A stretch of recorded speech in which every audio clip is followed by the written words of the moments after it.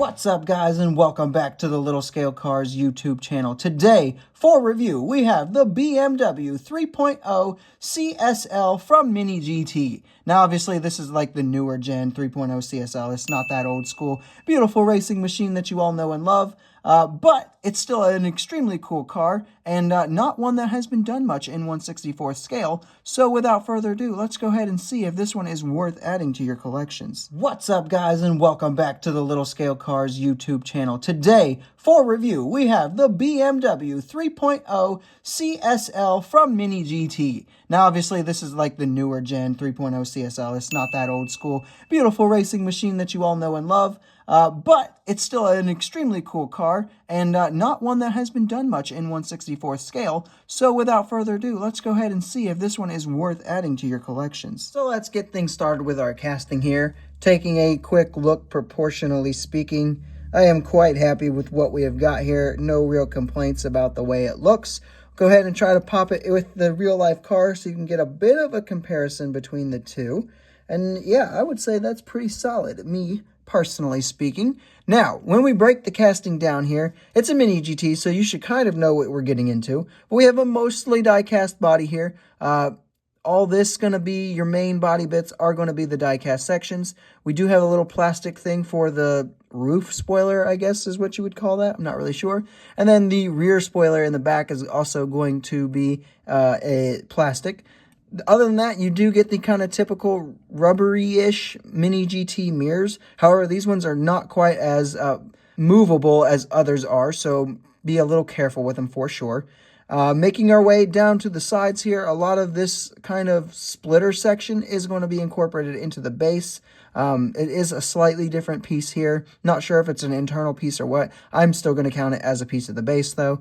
And then the interior section, not the interior, sorry, the base kind of sticks out into the exhaust and diffuser area as well back here. Metal base as well. Actually, one of the more detailed metal bases from Mini GT, which looks quite good. Yeah, overall, body lines are going to be replicated to perfection. I forgot to mention that, which is good because this car has some weird body lines, which kind of help give it that unique shape that everyone loves it for. And yeah, Mini GT has replicated it very nice, which is a very good thing to see. So for the paint and deco, as of right now, this is the only one that has been released, and it is likely going to be the only one that actually does release because, as far as I know, this car, there's only 50 of this real-life car, and I think they're all painted like this with the kind of heritage, throwback, whatever you want to call, livery going on here. And what you get is this nice kind of enamel white, just nice looking good, and then you get the classic kind of BMW Motorsports striping going down, which look really, really good in my opinion, and no real complaints there. It would be cool to see some other ones, even though the real-life car might not have come in any other colors, but I don't think we'll see that, but I'm going to hope we are. Moving into our details, let's get a closer look. So we will start up front with our headlights, which are little plastic inserts, which look beautiful, and we should expect nothing less from Mini GT. We do get a little BMW logo right there, which, again, looks nice. Now, the front grille section, these little nose sniffers here have been done quite good. The little silver edge on the outside looks good, and then the meshing on the actual grille looks quite nice as well. These extra little grill bits, whatever you want to call them, intakes, I'm not really sure what they are, to be honest with you. They are detailed in and look quite good. And then again, this extra little intake section down here looks quite good. I can't tell if there's any meshing behind that or not, but it does look good regardless. Coming to the sides here, we do get accurate wheels to the real-life car. No brake details. This is a Mini GT, and they never do that, which is all right at the price point. And then not really much else to speak of detailing-wise down the sides here. Mirrors do not have the little silver sticker on them, which is fine. Making our way to the rear, we do once again get a BMW logo. You get the CSL 3.0 logo going on here. You get some little carbon fiber trim on that diffuser, which looks really good. Plastic inserts for the taillights. Those are not just painted on, which looks quite good. And then making our way to the top section down, the spoilers, both of them look quite good. Interior details are very tough to see. They are obviously like molded in quite good, but there's no real like paint work or anything on them, which not really the end of the world in my opinion. I am okay with that.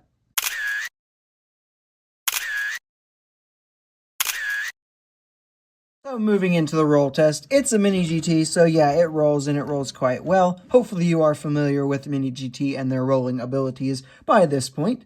When we put this one on the scale, it comes out to be 48.74 grams, which is pretty hefty and definitely creates a good premium feel in your hand. For the pros and cons, the biggest pro in my opinion is this is probably going to be the best 3.0 CSL out there.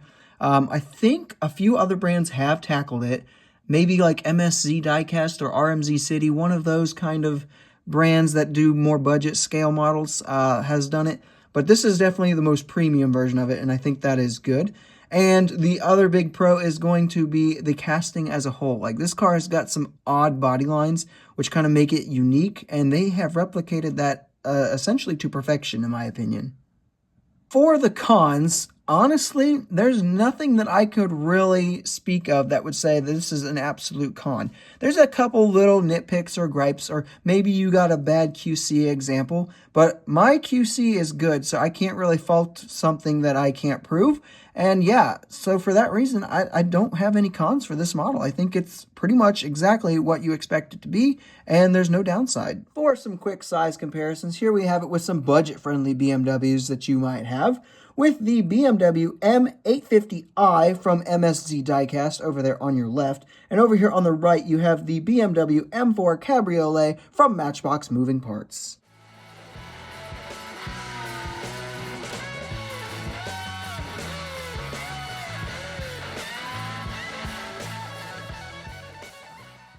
And here we have it with some other German cars from other premium brands, with the BMW M4 GT3 from MiniGT over there on your left, and the Mercedes-Benz C63 AMG Black Series from Tarmac Works over here on your right.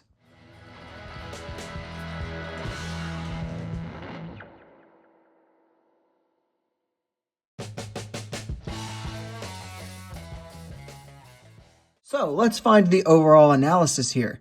Does this one live up to its hype? Absolutely. That's no shock from Mini GT. I think if you were excited for this release, you are very, very happy with what you received, most likely. And you are probably like me and hoping that we get a second deco, as unrealistic as that might be to hope for. For the value, this one's going to ring you in about $13 depending on where you get it. And for the level of detail that you get, that is absolutely going to be worth it. Mini GT continues to be one of the best bangs for your buck brands out there. The community feedback has been very good for this one. I haven't seen any horrid QC issues or anything like that, which you do sometimes see from Mini GT. So no real complaints from the community as a whole, except for other people also hoping for more decos, just because the casting is done so well that it'd be a shame just to have one.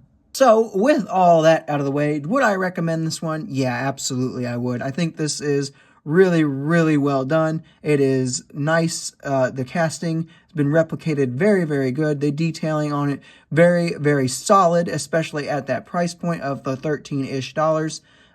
Yeah, there's real no complaints. This is what you are expecting when you order a Mini GT, and this is what you get.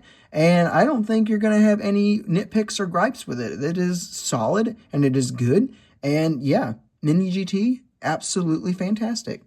And that will wrap up this review, guys. I hope you have enjoyed it. If you did, make sure you leave a like, subscribe if you have not done that already, and be sure to leave a comment down below telling me what your thoughts are on this particular model, and I will see you in the next video.